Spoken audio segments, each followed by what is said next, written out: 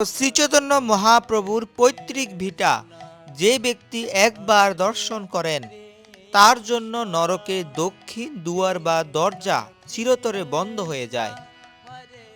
এই সেই স্থান যেখানে মহাপ্রভুর পিতা জগন্নাথ মিশ্র আবির্ভূত হয়েছিলেন। ঢাকা দক্ষিণ নামে খ্যাত এই দিব্য স্থান এক পলক দর্শন করার জন্য দেশ বিদেশ থেকে ভক্তবৃন্দগণ প্রতিদিন ছুটে আসেন। হরে কৃষ্ণ। শ্রীচৈতন্য মহাপ্রভু কি জয়। সুপ্রিয় ভক্তবৃন্দ, আমি আপনাদের প্রিয় সুখদা বলয় দাস আজকের এই ভিডিওতে অত্যন্ত গুরুত্বপূর্ণ এবং মাহাত্ম্যপূর্ণ দিব্য স্থানের দৃশ্যপট আপনাদের মাঝে তুলে ধরতে চলেছি।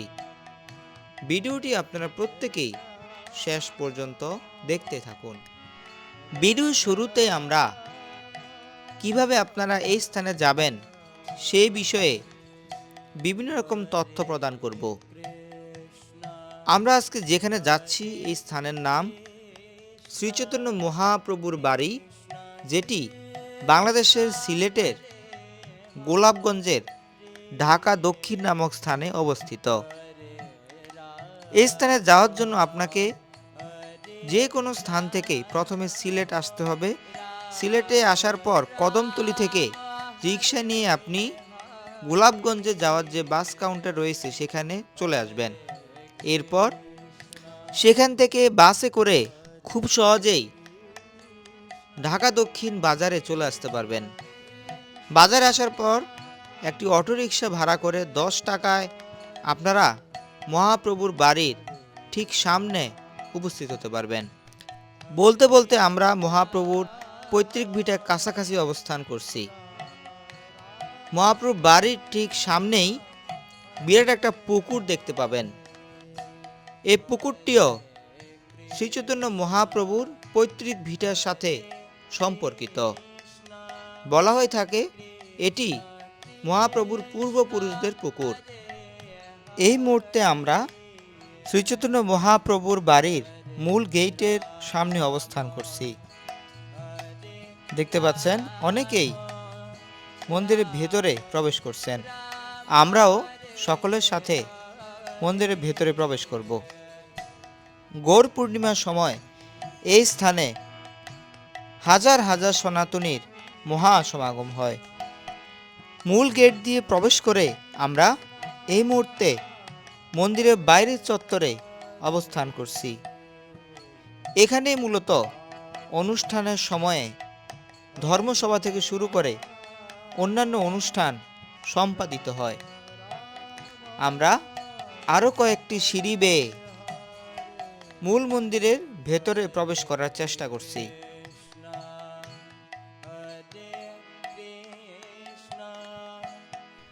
মূল মন্দিরে প্রবেশ করার পরপরই আপনারা একটি মন্দির দেখতে পাবেন। এখানে দুইজনকে দেখতে পাচ্ছেন। এই দুইজন কে? এই দুইজনের পরিচয়ের মাধ্যমে আমরা আজকের মূল ভিডিওতে প্রবেশ করব। ডান দিকে যাকে দেখতে পাচ্ছেন ওনার নাম শ্রী শ্রী উপেন্দ্র মিশ্র। মহাপ্রভুর পিতা জগন্নাথ মিশ্রের পিতাই হচ্ছেন শ্রী শ্রী উপেন্দ্র মিশ্র। আর ওনার সাথে যিনি রয়েছেন উনি হচ্ছেন মহাপ্রভুর ঠাকুর মা। এরপর আমরা আরেকটু সামনে এগিয়ে যাব কি আছে তা দেখার জন্য।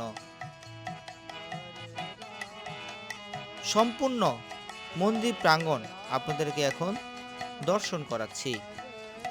এই চত্বরে মূলত মহাপ্রভুর উদ্দেশ্যে ভক্তরা প্রদীপ প্রজ্বলন করেন আর এখানে সমবেতভাবে সকলে কীর্তন করেন।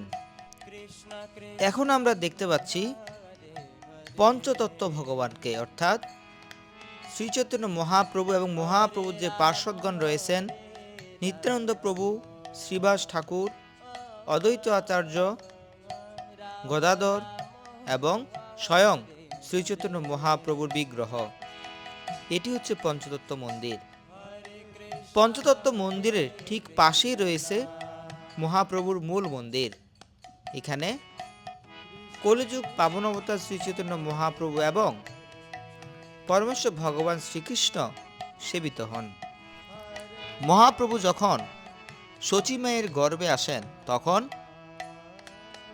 মহাপ্রভু সচিমাকে স্বপ্ন দেখান তিনি যেন ঢাকা দক্ষিণ এই স্থান থেকে মায়াপুরে চলে যান। আমরা জানি যে শ্রীধাম নবদ্বীপের মায়াপুরে মহাপ্রভু নিমগাছতলে আবির্ভূত হন। মহাপ্রভু সচিমায়ের গর্ভে থাকাকালীন অবস্থায় সচিমা এবং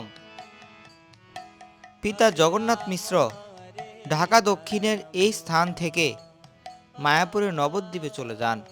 সুপ্রিয় ভক্তবৃন্দ, আশা করি আপনারা বুঝতে পেরেছেন এই স্থানটি কিভাবে মহাপ্রভুর বাড়ি হয়ে সকলের নিকট পরিচিতি লাভ করেছে। একটু পর আমরা শ্রীচৈতন্য মহাপ্রভুর পূর্বপুরুষদের স্মৃতি বিজড়িত কিছু স্থান দর্শন করব। পূর্বের যে ভিটার পুরনো স্থাপনা এখনো রয়েছে তা আমরা আপনাদের মাঝে তুলে ধরতে চেষ্টা করব। এই মুহূর্তে আমরা সম্পূর্ণ মহাপ্রভুর বাড়িটিকে প্রদক্ষিণ করছি। আপনারাও আমার সাথে একসঙ্গে মানসিকভাবে মহাপ্রভুর বাড়ি প্রদক্ষিণ করুন আর সকলেই হরিনাম সংকীর্তন করুন। হরে কৃষ্ণ কৃষ্ণ কৃষ্ণ হরে হরে, হরে রাম রাম রাম হরে হরে। কয়েকজন তীর্থযাত্রী ভক্তবৃন্দ সহ আমরা একসঙ্গে মহাপ্রভুর সন্তুষ্টি বিধানের জন্য হরিনাম করছি।